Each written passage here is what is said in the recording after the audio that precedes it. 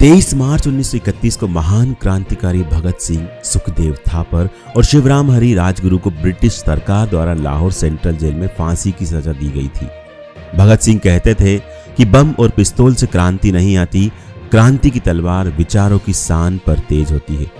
वो भारत को अंग्रेजों की बेड़ियों से आजाद देखना चाहते थे, लेकिन आजादी से 16 साल 4 महीने और 23 दिन पहले ही उन्हें फांसी दे दी गई और उन्होंने भी हंसते हुए अपनी शहादत को गले लगा लिया।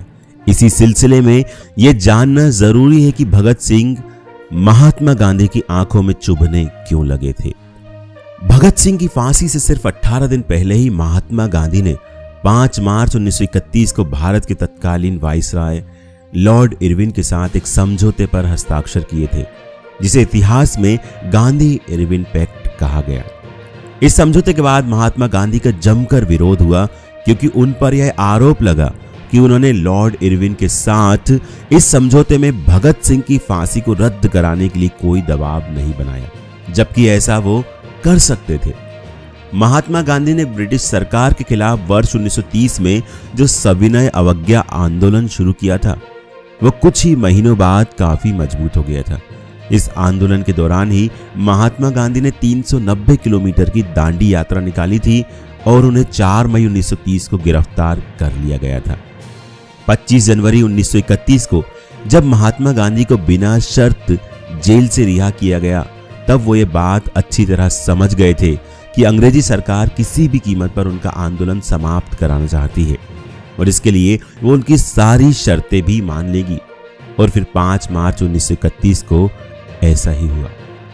वाइसराय लॉर्ड इरविन ने गांधी इरविन पैक्ट के तहत नमक कानून और आंदोलन के दौरान गिरफ्तार हुए नेताओं को रिहा करने पर अपनी सहमति दी, तो महात्मा गांधी अपना आंदोलन वापस लेने को राजी हो गए।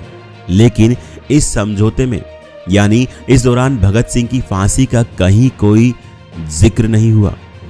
1996 में आई किताब the trial of Bhagat Singh में वकील और लेखक A.G. नूरानी लिखते हैं कि महात्मा गांधी ने अपने पूरे मन से भगत सिंह की फांसी के फैसले को टालने की कोशिश नहीं की। वो चाहते तो ब्रिटिश सरकार पर बने दबाव का इस्तेमाल करके तत्कालीन वाइसराय को इसके लिए राजी कर सकते थे, लेकिन उन्होंने ऐसा नहीं किया। 1930 और 1931 का साल भारत के स्वतंत्रता आंदोलन में काफी अहम साबित हुआ। ये वो समय था जब देश में लोगों की जुबां पर महात्मा गांधी का नहीं बल्कि शहीद भगत सिंह का नाम था। लोगों को ऐसा लगने लगा था कि महात्मा गांधी देश को अंग्रेजों से आजाद तो कराना चाहते हैं, लेकिन इसके लिए वो अंग्रेजों के बुरे भी नहीं बनना चाहते। जबकि भगत सिंह का मकसद बिल्कुल साफ था, वो अंग्रेजों को किसी भी कीमत पर देश से भगाना चाहते थे और बड़ी संख्या में लोगों का प्यार और समर्थन उन्हें मिल रहा था। 23 मार्च को जब लाहौर सेंट्रल जेल में भगत सिंह को फांसी दी गई, तब इससे कुछ ही घंटे पहले महात्मा गांधी ने लॉर्ड इरविन को एक चिट्ठी लिखी। इसमें उन्होंने लिखा कि ब्रिटिश सरकार को फांसी की सजा को कम सजा में बदलने पर विचार करना चाहिए।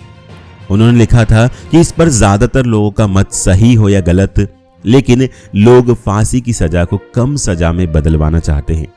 उन्होंने ये लिखा था, अगर भगत सिंह और दूसरे क्रांतिकारियों को फांसी की सजा दी गई तो देश में आंतरिक अशांति फैल सकती है।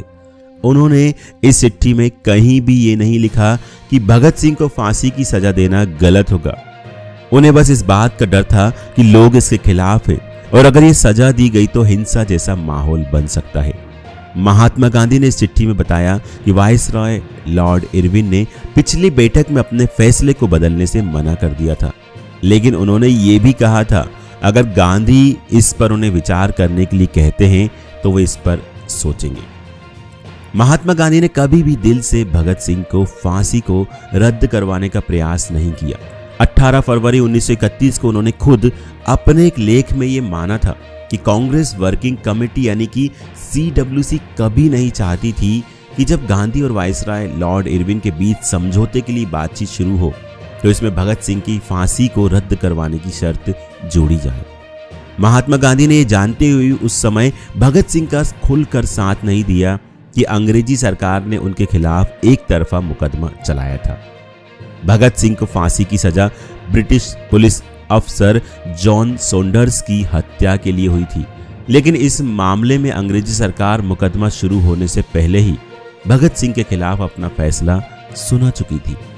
इसके लिए तत्कालीन वायसराय लॉर्ड इरविन ने 1 मई 1930 को एक अध्यादेश पास किया था, जिसके तहत हाई कोर्ट के 3 जजों का स्पेशल ट्रिब्यूनल बनाया गया, जिसका मकसद था भगत सिंह को जल्दी से जल्दी फांसी की सजा देना। बड़ी बात यह थी कि इन तीनों जजों के फैसले को भारत की ऊपरी अदालत में चुनौती नहीं दी जा सकती थी। अपील के लिए सिर्फ एक विकल्प दिया गया था, जो काफी मुश्किल था। इसमें इंग्लैंड की प्रिवी काउंसिल में ही इस फैसले को चुनौती देने की छूट थी, यानी यह विकल्प पूरी तरह दिखावटी था। इसके अलावा जब भगत सिंह के खिलाफ हत्या का मुकदमा चलाया जा रहा था, तब उनके वकील राम कपूर ने अदालत से 457 गवाहों से सवाल पूछने की इजाजत मांगी थी, लेकिन उन्हें सिर्फ 5 लोगों से ही सवाल पूछने की मंजूरी मिली। यानी भगत सिंह के खिलाफ एक तरफा मुकदमा चला और ब्रिटिश सरकार ने न्याय के सिद्धांत का भी गला घोट दिया। और इस तरह 7 अक्टूबर 1930 को भगत सिंह, राजगुरु और सुखदेव को फांसी की सजा सुना दी गई। लेकिन इससे भी ज्यादा हैरानी की बात यह है कि महात्मा गांधी ये सारी बातें जानते थे। उन्हें पता था कि अंग्रेजी सरकार भगत सिंह की मौत की सजा देने के लिए बेकरार है, लेकिन इसके बावजूद उन्होंने कभी भगत सिंह की फांसी रद्द करवाने के लिए कोई आंदोलन, कोई हड़ताल नहीं की। और ये बात उस समय के भारत के लोगों को काफी चुभ रही थी। और यही वजह है कि इस फांसी के 3 दिन बाद जब 26 मार्च 1931 को कराची में कांग्रेस का अधिवेशन शुरू हुआ, उस समय महात्मा गांधी के फैसले से नाराज लोगों ने उन्हें काले झंडे दिखाना शुरू कर दिए। माना जाता है कि महात्मा गांधी इस विरोध से बचने के लिए ट्रेन में भगत सिंह के पिता को अपने साथ ले गए थे और उन्होंने इस अधिवेशन के दौरान एक प्रस्ताव में भगत सिंह के भी कुछ विचारों को शामिल करने पर अपनी सहमति दी थी, जिससे उनके खिलाफ नाराजगी कम हो सके। यानी जनता की ताकत और उसके गुस्से में उस जमाने में महात्मा गांधी को भी चिंतित कर दिया था और उन्हें लोगों के इस गुस्से से बचने के लिए भगत सिंह के पिता का सहारा लेना पड़ा था। एक और बात जिसका इतिहास में ज्यादा अवलोकन नहीं हुआ, वो ये है कि भगत सिंह की फांसी के बाद जब देश भर में विरोध प्रदर्शन हो रहे थे और महात्मा गांधी के खिलाफ काफी नाराजगी थी, तब गांधी सितंबर 1931 में लंदन में होने वाली 2nd राउंड टेबल कॉन्फ्रेंस में कांग्रेस की तरफ से शामिल होने के लिए चले गए थे। इसे तब भगत सिंह की फांसी के अपमान के तौर पर भी देखा गया, क्योंकि एक तरफ तो अंग्रेजों ने भगत सिंह की मौत की सजा दे दी थी और दूसरी ओर वो लंदन में महात्मा गांधी का आदर सत्कार कर रहे थे।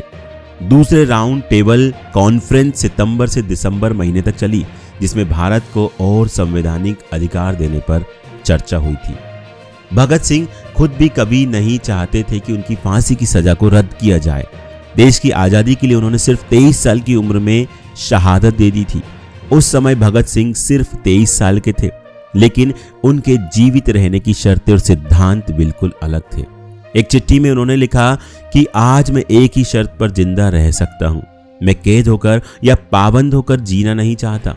मेरा नाम हिंदुस्तान की क्रांति का प्रतीक बन चुका है। क्रांतिकारी दल के आदर्शों और कुर्बानियों ने मुझे बहुत ऊंचा उठा दिया है, इतना ऊंचा कि जीवित रहने की स्थिति में इससे ऊंचा मैं हरगिज नहीं हो सकता। अपनी एक और चिट्ठी में उन्होंने लिखा था कि मेरे मन में कभी कोई लालच फांसी से बचे रहने का नहीं आया। मुझसे अधिक भाग्यशाली कौन होगा, और आजकल मुझे स्वयं पर बहुत गर्व है। मुझे अब पूरी बेताबी से अंतिम परीक्षा का इंतजार है। कामना है कि ये और जल्दी आ जाए। सोचिए, भगत सिंह सिर्फ 23 साल के थे, लेकिन उन्हें अपनी जान से ज्यादा अपने देश की आजादी प्यारी थी। क्या सोचना है आपका इस बारे में? कमेंट करके हमें जरूर बताएं। इस वीडियो को शेयर जरूर करें और चैनल को जरूर सब्सक्राइब करें।